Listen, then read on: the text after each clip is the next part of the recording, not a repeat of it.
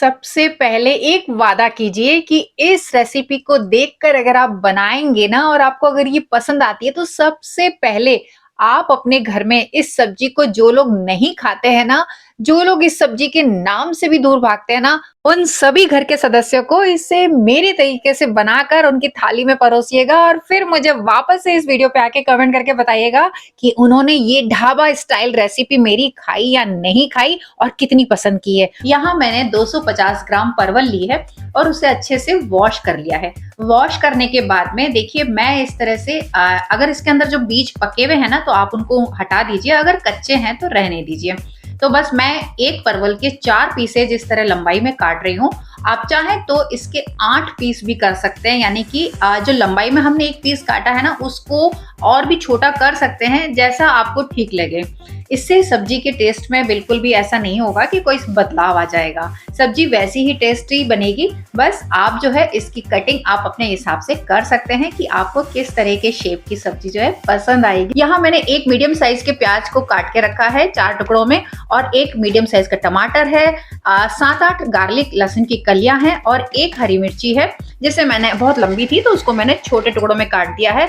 और यहाँ पे मैंने 2 चम्मच दही लिया है। कौन सी चीज कैसे डालनी है वो आपको बता रही हूँ। मैं यहाँ पे जल्दी से सब्जी बन जाए उसके लिए चॉपर का इस्तेमाल कर रही हूँ। तो सबसे पहले मैंने प्याज को बारीक चॉप कर लिया है। आप चाहे तो नाइफ की मदद से भी बारीक कट कर सकते हैं। और अदरक मैं जो है ग्रेट करके मैंने अलग से रख दी है, वो भी मैं इस्तेमाल करूंगी। लहसुन और हरी मिर्ची को भी मैंने चॉप किया है और उसके बाद में टमाटर को भी मैंने चॉप करके रख लिया है।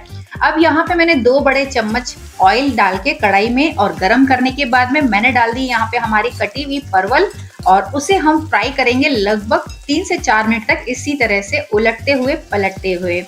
तो ये तरीका जो मैं आपको बता रही हूँ ना, ये ढाबे वालों का परफेक्ट वाला तरीका है।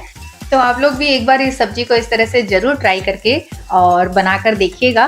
तो यहाँ पर 2 मिनट हो चुके हैं परवल को इस तरह से फ्राई करते हुए। परवल पे जो है ना हल्का हल्का पिंक वाला कलर आ गया है, जिससे ये लग रहा है, और ये सॉफ्ट भी होने लगी है। तो बस इससे आपको पता चल जाएगा कि जो परवल है वो अच्छे से फ्राई हो चुका है और अच्छे से सॉफ्ट हो चुकी है।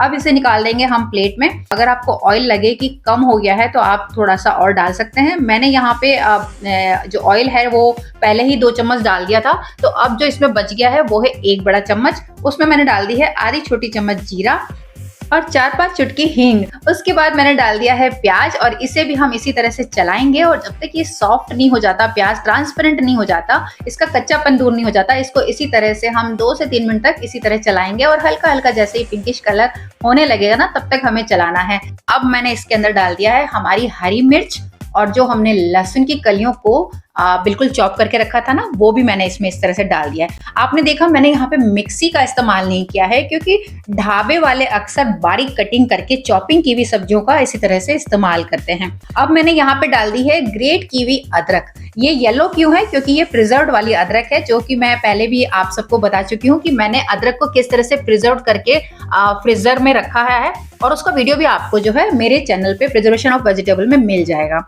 अदरक डालने के बाद में मैंने यहाँ पे चॉप किए हुए टमाटर भी डाल दिए हैं और उसे भी अच्छी तरह से चला दिया है। लगभग 5 मिनट हो चुके हैं इस सब्जी को गैस पे रखे हुए, जिसमें हमने सारी जो है ना सभी प्याज, लहसुन, टमाटर, हरी मिर्च, इन सबको अच्छे से हमने भून लिया है। और अब यहाँ पे जो मैंने 2 चम्मच दही लिया है, नॉर्मल दही है, बहुत ज्यादा खट्टा दही नहीं लिया है मैंने, क्योंकि ऑलरेडी हम टमाटर का भी इस्तेमाल कर रहे हैं। इस 2 चम्मच दही में मैंने यहाँ पे सूखे मसाले डाल दिए हैं, और लाल मिर्च पाउडर आपको कितना तीखा रखना है उतना आप डाल सकते हैं। मैंने यहाँ पे 1 चम्मच धनिया पाउडर, 1 चम्मच लाल मिर्च पाउडर और आधी चम्मच हल्दी पाउडर डाल दिया है। नमक का इस्तेमाल अभी नहीं किया है मैंने।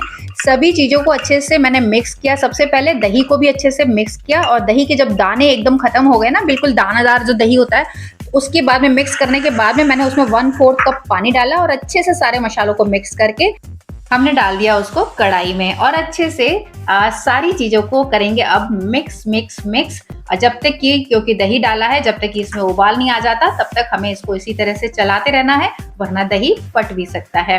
और बस वैसे देखिए दही नहीं फटता है, क्योंकि हमने मसाले दही में डाल दिए हैं। और अब इसी बाउल में मैंने आधा कप पानी और डाल दिया है, जो दही वाला बाउल था, और जिससे सारा जो दही और मसाले चिपके हुए थे वो भी हमने उसमें से निकाल लिए। और अभी इसमें हो गया 1/4 कप पानी मैंने पहले डाला और आधा कप पानी मैंने अभी। और अब वेट करते हैं इसमें उबाल आने का। तो देखिए यहाँ पर इस ग्रेवी का उबाल आ चुका है और अब इसके अंदर हम डाल देंगे हमारी फ्राई की हुई परवल। ये इस तरह से हमें इस परवल को इस तरह से डाल देना है और अच्छे से फिर से कर देंगे इसको मिक्स मिक्स मिक्स। अगर आपके पास में हरा धनिया फ्रेश हो तो इस समय आप वो भी डाल सकते हैं। और अब इसे हम लगा देंगे ढक्कन लगभग 5 से 7 मिनट के लिए बिल्कुल धीमी आंच पे। 2 मिनट के बाद में मुझे याद आ गया कि अरे मैंने नमक तो डाला ही नहीं। तो चलिए पहले मैंने 2 मिनट के बाद में ढक्कन हटाया, उस समय देखिए मैं आपको इसकी रंगत दिखा देती हूँ कि कैसी रंगत हो रही है। आप ढक्कन लगाने से पहले ही नमक डाल दीजिएगा, कभी कभी ऐसा हो जाता है। तो जैसे ही 2 मिनट के बाद में मुझे याद आया, मैंने यहाँ पर ढक्कन हटा के नमक के साथ साथ थोड़ा सा घर का पिसा हुआ गरम मसाला, छोटी वाली चौथाई चम्मच जो होती है ना, टीस्पून, वो मैंने डाल दिया है। और फिर से इसको लगा दूंगी मैं ढक्कन लगभग 3-4 मिनट के लिए। और नमक को अच्छे से मैंने मिक्स कर लिया है। ढक्कन लगा के हम इसको 3-4 मिनट के लिए छोड़ देंगे और ढक्कन उसके बाद में जब हम हटाएंगे तो ये है आपकी सब्जी की रंगत। अगर आपको इस सब्जी को चावल के साथ खाना है तो थोड़ी सी ग्रेवी आप और इसकी रख सकते हैं, थोड़े से पानी और ज्यादा डाल दीजिएगा 1/4 कप के हिसाब से। मुझे इसको रोटी के साथ खाना है तो बस यहाँ पे जैसे ही जितना हमने पानी डाला था वो ड्राई हो गया और जो ऑयल है वो ऊपर से निकल के आ गया है सब्जी के ऊपर। परवल तो वैसे ही हमने पहले ही सॉफ्ट कर दी थी क्योंकि हमने उसे फ्राई कर लिया था, तो अब बहुत ज्यादा टाइम उसके बाद में सब्जी बनने में नहीं लगता है। यहाँ पे मेरे पास में सूखा वाला हरा धनिया है, सुखा के रखा हुआ, क्योंकि इस समय गर्मी का मौसम है तो फ्रेश धनिया इस समय मेरे फ्रिज में नहीं था, लेकिन ड्राई हरे धनिये को मैंने इस समय डाल दिया और गैस की आंच को कर दिया बंद। तो लीजिए ये डिलीशियस हल्की हल्की सी दही की खटास वाली, और टमाटर तो हमने पहले डाल दिया, इतनी टेस्टी सब्जी है कि जैसे ही ये बन के रेडी होगी ना, आपके घर में कोई भी इसे मना करने वाला नहीं है खाने से। तो बस परोसिए गर्मा गर्म देशी घी वाली रोटियों के साथ में सारे घर वालों को, और मुझे कमेंट करके जरूर बताइएगा कि ये सब्जी की रेसिपी कैसी लगी।